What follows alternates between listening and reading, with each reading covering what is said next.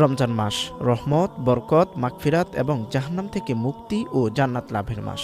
এই মাস মাদ্রাসা দারুল হুদা কানজুল উলুম চট্টা। তারিখ 19.2.2026 বসেদান।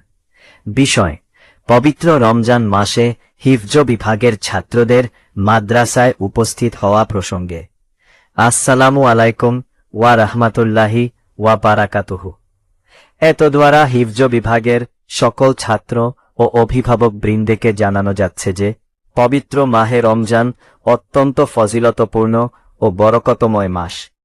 এ মাসে কুরআনুল কারীম নাজিল হয়েছে, তাই হিফজ বিভাগের ছাত্রদের জন্য বিশেষ তিলাওয়াত, দৌড় ও আমলিয়াতের সুব্যবস্থা রাখা হয়েছে।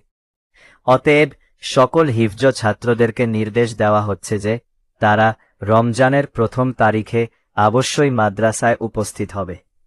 নির্ধারিত সময়ের মধ্যে উপস্থিত হওয়ায় নিজ নিজ দায়িত্ব পালন করবে।